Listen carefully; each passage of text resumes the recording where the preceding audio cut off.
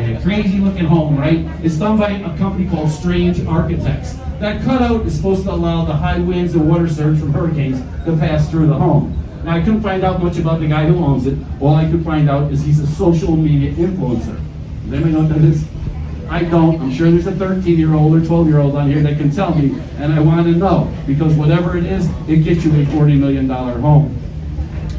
Coming up here as we glide forward, folks, on our left, you are going to see the 7-home palatial estate of Wayne Huizinga himself. Wayne is no longer with us, but this is his home here on the left. Now, the first apricot-colored home there on the left, that was the mother-in-law's house. You say, how do I know that? It's simple. It's farthest from the main home, people. The second little green cottage, that was the original doghouse for a 90-pound German Shepherd. The next 5 parts of the home are all connected through breezeways. It's missing nothing. It has everything there: library, solarium, formal dining room. Notice the statue of the Dolphins on the lawn. Remember, Wayne did own the Miami Dolphins. Now, the pride and joy of his property was his bell tower here. The bells up top played 100 of his favorite songs. On the second level, there's a hot tub. Down below, an eating area and a lazy river that circulates the property. Notice all the yellow scrollwork on the bell tower and the yellow staircase. That's not paint, folks. That's inlaid gold. Now, Wayne passed away in 2018, but before he did, he asked his family to do him a very special favor. He said, look, I'm not going to be here much longer, but when I'm gone, you can keep this home as long as you like. But the day you decide to sell it, I want every penny to go to 8 of my favorite South Florida charities. The night he passed away, his family had already cut a deal with Chuck West of Pet Supermarkets, Petco, that's who lives there now. He paid $18 million for the home. The next morning, his family, Wayne's family, wrote 8 checks totaling $18 million to his 8 favorite charities. Pretty cool. We're not done yet with Wayne. Right here on the left, kids, check it out. That's the Harry Potter mansion. Yeah, now, that looks like it's right out of Harry Potter, right? And it should, okay? Because the architects that did it are the same guys that did the Universal Studios, okay? Wayne could care less about Harry Potter. But his niece back there, Whit and Bonnie's daughter, Holly, she was a Harry Potter freak. And she announced she was getting married. So Uncle Wayne sent his guys up to Universal Studio, got in touch with the architects that did the Harry Potter world up there, contracted them to come down here and build that home for him, and then he gifted it to Holly, a $22.5 million starter home for her wedding present. Yeah, you remember what your uncle gave you for your wedding gift? How's that rice cooker or bottle of Crown Royal going down? On the right, folks, the Santa Clara home, that was once the home of Mike Egan, owner of Alamo Rental Car. Quickly to the left, this seafoam and mint-colored home with the pool under construction. If it was white, you'd probably recognize it because it was in a very famous movie. It was the home from the movie Cape Fear, starring Nick Nolte, Robert De Niro, and Jessica Lange. Now, you might say, why would they film a movie about a river in North Carolina on a river in Florida? And they did it at great expense. They had to tear out all the palm trees, they brought in pine trees to make it look like North Carolina. The reason they did that at the time, Nick Nolte was a Fort Lauderdale resident, and he was doing 2 of his favorite things. He was drinking and driving, had on an ankle bracelet, and he couldn't leave South Florida, so they brought the movie to Nick. On the right, folks, this home here is up for sale now. They just moved out. That's why all the windows, everything are bare as of 4 days ago. They boast the largest kitchen on the waterway, 2,200 square foot kitchen in that room. Okay, the whole downstairs, basically. Now, I love to cook, but that would not work for me. I got a 3x8 gallon kitchen in my home, and I lose my keys in that 3 times a day. I'd have to have a special dog to find my keys in there. On the left, folks, this home with the brown dock and the brown Adirondack chairs, that's the home of Anthony Bruno. Anthony is the owner of one of the most prestigious South Florida Italian restaurants, Anthony's Runway 84.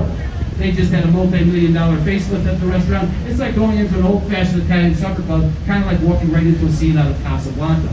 All the waiters are in black and white. They serve your meals on silver plates. A great spot. They just merged with, they also own Anthony's Bullfire Wings and Pizza, and they just merged with BurgerFi. On your right, folks, tucked back in on the corner, you'll see this beige-colored home with the arched windows. It's called the Needham House. It was once in the early 1900s the home of Sheriff Clark. He entertained notables there like Winston Churchill, Franklin D. Roosevelt. It later became the John T. Powers School of Modeling. And some famous models went there.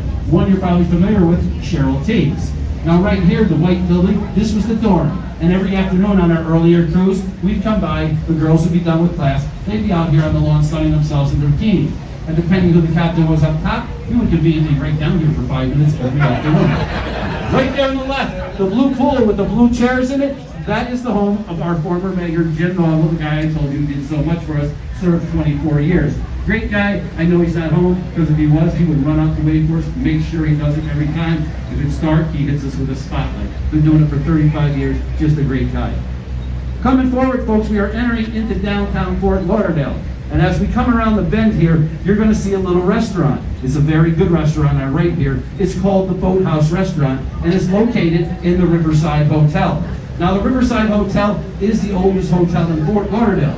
It opened its doors in 1936. And in 1936, when it opened its doors, the fellow that did the ribbon cutting, somebody you're very familiar with, he was an actor, and then our president, Ronald Reagan. That's the boathouse right here to the right. Now, as we go by the boathouse, folks, and we head into downtown, if you see people out along here, I want you to do me a big favor and promise me you'll wave to them, okay? It's really important if they wave to you, you wave back, because most of these people here, they're retired, and that's the only exercise they get. So help them out, give them a big wave, okay? How you doing, folks? Here, we want to help. Okay, we're coming right forward here, folks. On the right, you'll see that white home looks a little out of place. It's got the white and green railings. It should look out of place. It's the oldest home in Fort Lauderdale, built in 1901 for Ivy and Frank Stranahan. It's the Stranahan House, now a museum. In 1901, when it was built, Frank, there was no roads here yet. Frank ran a ferry service to bring you across the river here. He also ran a trading post with the Seminole Indians out of there, and his wife Ivy taught them English out of there. It later became their home and then the post office. The Stranahans there, the Kings, actually Ed King built that home for the Stranahans. The Stranahans, the Kings, the Comatis, the Coolies, those were the first movers and shakers here in Fort Lauderdale, got things going. They became your lawyers, your doctors, eventually your politicians. Now if you look to your left and right, you'll see this red sidewalk on either side of us here. That is our river walk. And once again, the funds for that were donated to us by the Huizinga family. Now if you were to go just 20 yards on the other side of these buildings, you would be on Los Olos Boulevard, what we like to call our little Rodeo Drive. It's all high-end restaurants, quirky little shops, designer shops, chocolate shops, draperies, great place to go people watching. So on the front side you have Los Olos Boulevard, our river, and on the back side you have the Riverwalk here. Great place to come walking. Now folks, up in front of us, we're coming to the 3rd Avenue Bridge. It's an on-demand bridge. What that means is our bridge tender's up top. He calls, our captain up top calls the bridge tender, and he will open up this bridge on demand for us as soon as they can get traffic cleared. Should be going up any minute. We'll pass several bridges tonight. Now I'm going to ask you to do me a favor when we come to this bridge. We've been doing this since 1935. All of these bridges is kind of a game are run by one family, the Johnson family, and they're all brothers and cousins. So every night when we go through the bridge, we say hello to Mr. Johnson. He'll be up on the right or left, depending on the bridge, and he'll wave to us. If he doesn't hear us, he won't wave to us, and he'll make us sit here an extra 5 minutes when we come back tonight. So make sure you say hello to Mr. Johnson when we go through the bridge here. And I'll give it to you on the count of 3. Hey, if anybody's here is local from Fort Lauderdale, any locals? Remember about 3 weeks ago, we had that crane that fell from like 20 stories up and landed on the bridge? And this is the construction site right here on the right, and this is the bridge it landed on. All right, folks, on the count of 3, we're going to say hello to Mr. Johnson. Are you ready? Come on, join in. He'll be up there on the right. On the count of 3 now. 1, 2, 3. Hello, Mr. Johnson! Is he up there waving?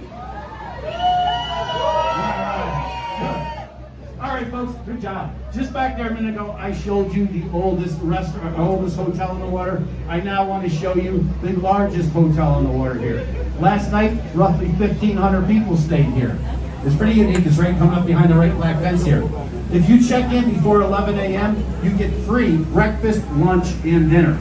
Food's not that great, but it's still free. Okay? Every room has great service, good cell reception, it's terrific, security's great. I can vouch for it. I spent 3 nights there myself. Right here on the left, folks, this is the Broward County Jail. Only in Fort Lauderdale would we put our jail on a $79 million piece of dirt. Actually, the reason we did that is the jail was built back in the 70s, and in the 70s, like most waterfronts in the country, this was not a desirable area. It was run down, factories, warehouses, dirty place. Unfortunately, in the 80s, a light bulb went on across the country, and everybody started developing their waterfronts. We jumped in on the trend. It was just at that time we had already put our jail on our waterfront. So hey, you come here on probation and you get a vacation. First, we're gonna say hello to Mr. Johnson. Are you ready? On the count of 3. 1, 2, 3. Hello, Mr. Johnson! He usually blows the horn for us. All right, folks, on the right here, you'll see the Rivertail restaurant. If you're out here on the weekend for a walk along the Riverwalk, it's a nice spot to stop in for a Saturday or Sunday brunch. Just next door, you'll see the Wharf Bar. This is an outdoor bar, and it's for the crowd 35 and under. It can get pretty crazy with 700 to 800 people there at night, Wednesday through Sunday. It's all outdoors. They bring in food trucks. It can be a lot of fun for the younger set. As we come up forward in front of us, folks, yeah, hello there, water taxi. You're going to see the Iron Bridge in front of us. This is our FEC Railroad Bridge. It is not an on-demand bridge. We can't stop a train, obviously. As a matter of fact, the guy that's controlling this bridge, he's in a booth up in Jacksonville, Florida.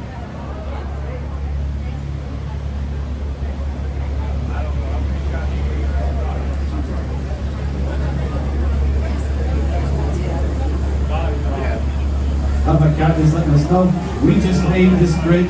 There's the bell. We made it by 40 seconds. That's why back there, if you notice, when we were there, not to say anything to those folks that were running for the boat here, that's why we got to leave right on time, or we catch these bridges and you miss dinner. That's why it's so important that we leave on time.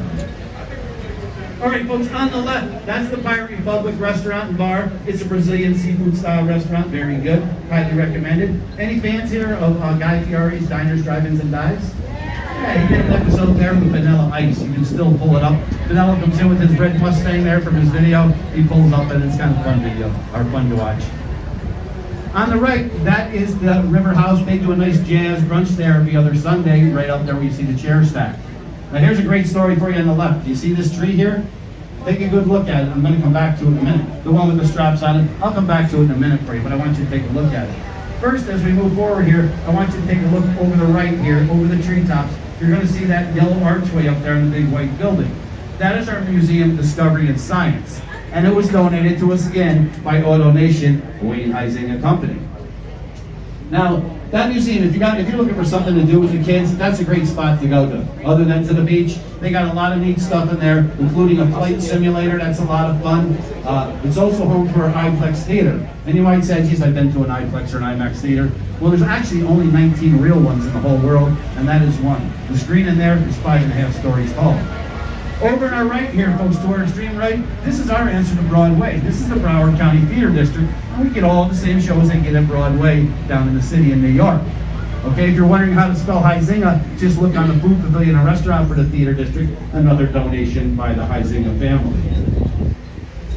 Okay, as we come forward up here, folks, up here behind this first big white yacht, I'll be curious to see if they're out tonight. We've got a couple that have been here all winter long living on their sailboat.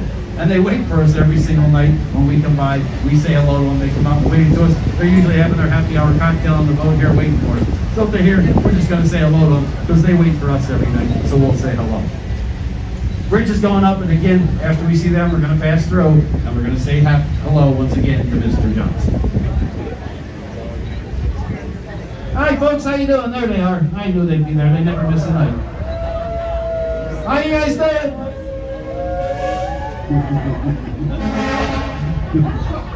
Good to see you. You staying dry? Good. What was for dinner?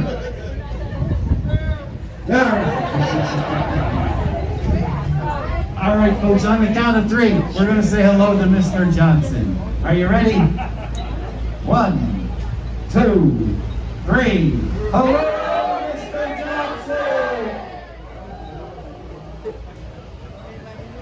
All right, folks, we are entering Cooley's Landing.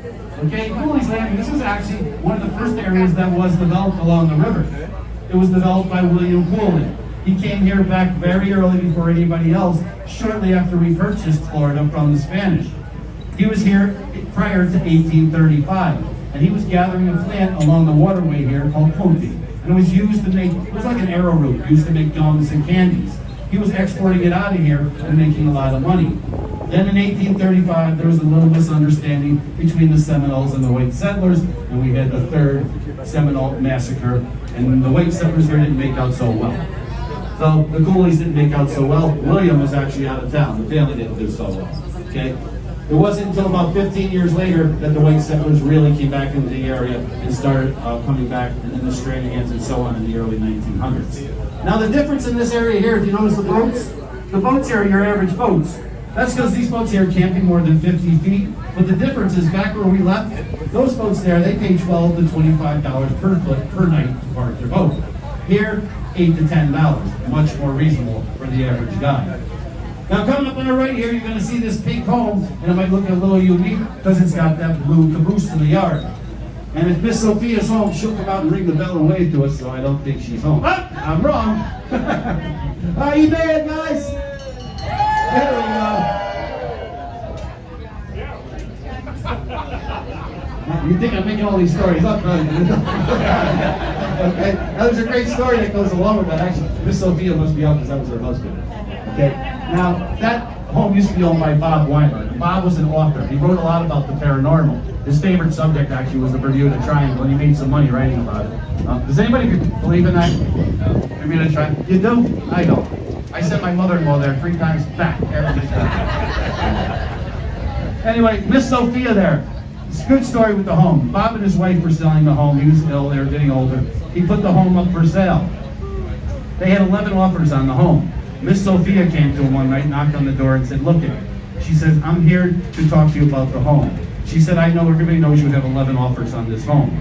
She said, "I know I can't compete with those 11 offers, but she said, I can tell you one thing special. I love your home. I love the caboose that everybody wanted you to get rid of. I'll never get rid of it." She said, "If you sell me this home, I'm going to give you my best number." She said, "When you see it, I know it's not going to match the others, but I'm going to promise you, I will never move that caboose. I will always leave the home pink for you, and I will leave it the exact way that you have it now." They signed the papers with her the next hour and gave her the home. Pretty cool.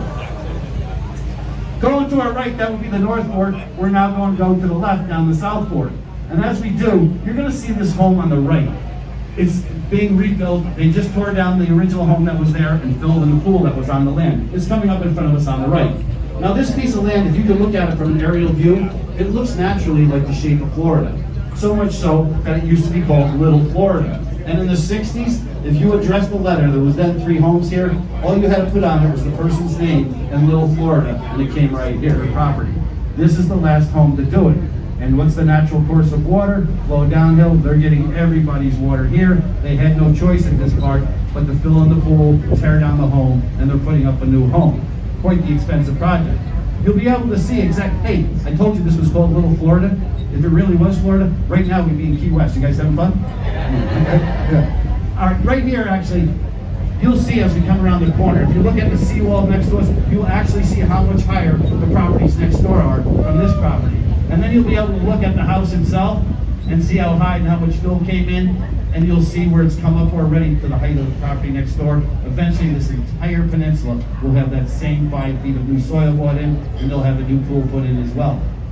You can see it coming up right here. And when you look to the back of the new home, you'll already be able to see it's perfectly even now with this home next door.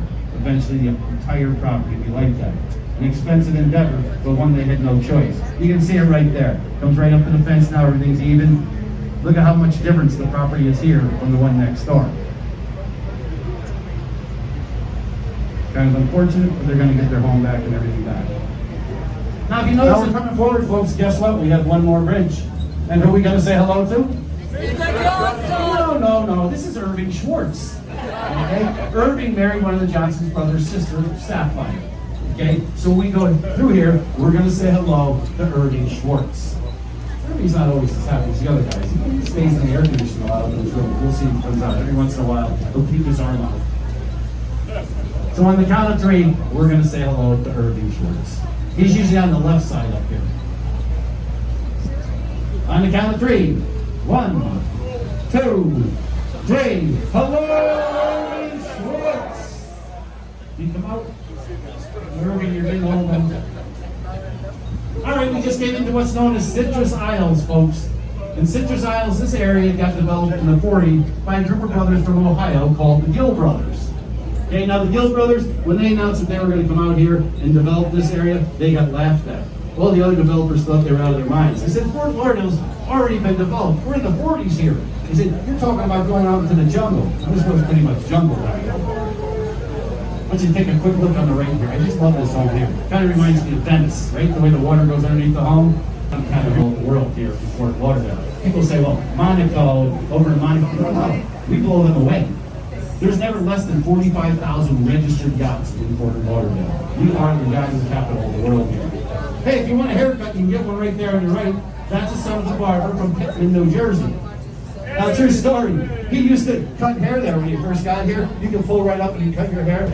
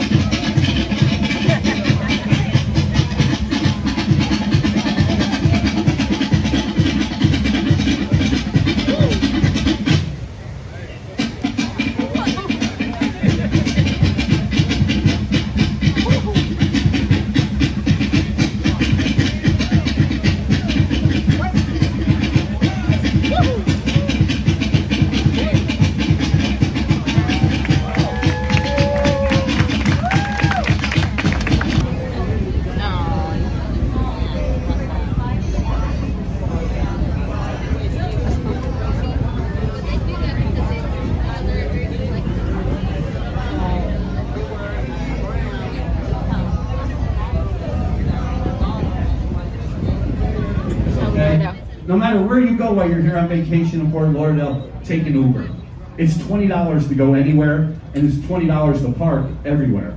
You'll spend 2 hours looking for that parking spot, and then you'll end up moving 2 or 3 times. In the long run, it's quicker, easier, and cheaper to just take the Uber. Number 2, if you're like myself, and you're over 40, 50, 60, and you'll still like to go out and have a couple of cocktails, do a little dancing maybe,